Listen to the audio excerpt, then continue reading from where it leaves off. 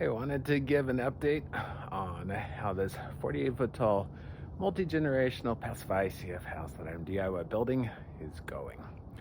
But before I do, wanted to just give you some of the views in terms of why I'm at least starting to call this legacy views. And so this is the beautiful sunrises that I get to experience each morning, and currently I'm standing up on the third floor. About 13 feet above here is where the rooftop deck will be. It's a mono-slope roof that I'll be putting in, 1.5 12 pitch. Over here on this side, I think they're really nice. Got here a little bit late, and so the sunrise isn't quite as spectacular, but nonetheless it's still beautiful to be able to look up at the mountains. So, the update. Yesterday, we did another successful concrete pour. Poured 160,000 pounds of concrete. Went into these walls.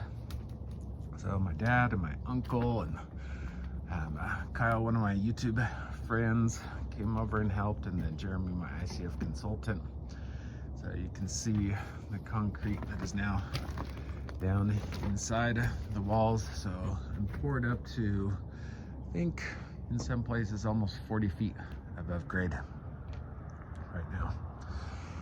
And then obviously couldn't have done it without the concrete pump truck and the guys who bring the concrete. So big shout out to them. I still need to put in a little bit more. The temporary subfloor ran out of time. One of the reasons why I kind of pushed things was because of the weather. So right now it's 35 degrees, which is perfect because as long as it doesn't drop below about 28, that becomes a big problem for your concrete in the first 2 days after you technically set the concrete. You don't pour it, but whatever. And so let me also show you. So with the ICF walls, it's actually not a big deal to pour in really, really cold temperatures, because you've got 2.5 inches of foam on both sides that's protecting, giving that insulation. And as long as you put something up on top, then you're good to go. But here's the real reason why I pushed it is we've got cold weather coming next week. Man, those sunrises are just amazing. Anyways, the bump outs for the garage and then the entryway, you can see down there, I had to put in foundation walls, just little small foundation walls, and so that concrete was going to be a lot harder to protect, just because, yeah, it would have been kind of a nightmare to insulate. And so I've got about 3 days of really good weather before next week the snow and the really cold temperatures return. So I wanted to get that concrete poured before the cold temperatures showed up. So now good to go on that. And so now next steps is just gonna start cleaning up, unscrewing everything, getting ready to stack block. Probably start stacking block tomorrow. I think I'll also, just for safety's sake, get more of this temporary subfloor up here. So I'll be working on that today. Fortunately, nobody fell yesterday. Everyone is nice and careful. Ooh, starting to see the sun touch Mount Timpanogos. So I don't know if you can see it, but the top of Temp is actually the little dot of light that's on the left. More nice color of that sunset over there. So next steps is, yeah, putting in the subfloor. So it'll be a little bit safer up here, and then I can start stacking the rest of the walls and the windows. That's going to take a little bit. And then what's going to be really interesting and tricky is, this is my first time DIYing ICF monoslope, and so getting the ICF blocks cut just right as it does that pitch. So over here on the south side, the rooms will be about 7 feet tall, and then over on the north side, that's where the vaulted ceilings will be, and so about 12 feet. And then I'll have roofing above that, so that's why I mean that the rooftop deck will be about 13 feet. Just also, I don't know if I've done the update yet since I've got these windows in on I don't think I have. So this is the master bedroom for one of the condos for the kids that's up here.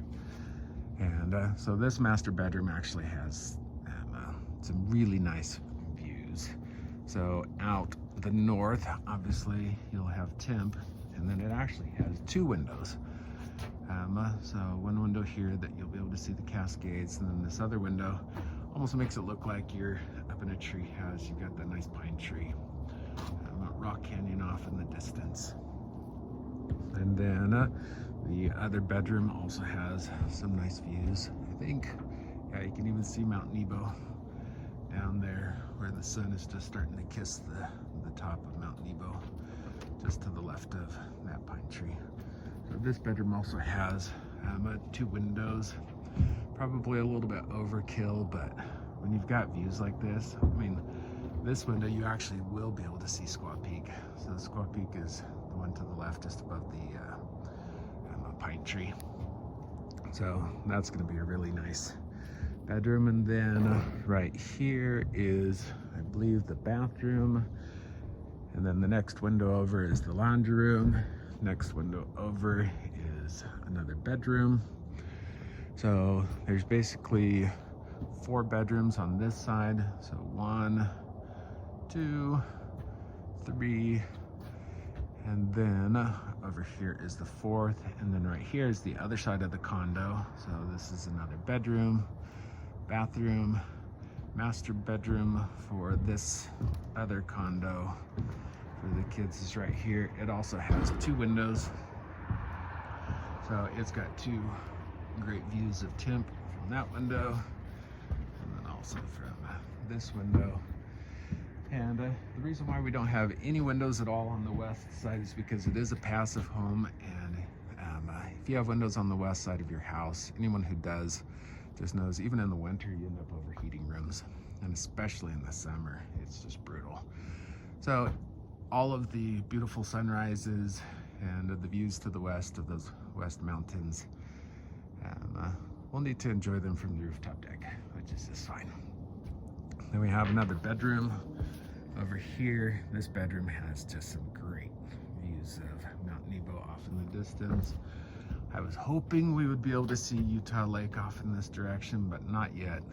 Maybe once I get up onto the rooftop deck, maybe we'll be able to see the southwest end of Utah Lake. Hoping.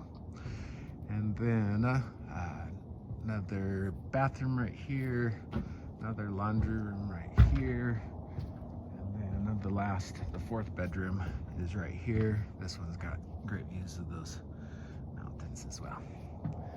So, yep, that is the update so far. It'll be interesting to see how quickly I can get the rest of the foam up so that we can do another pour. Got snow coming next week, not looking forward to having to shovel this again, so the sooner I get the roof on, the better.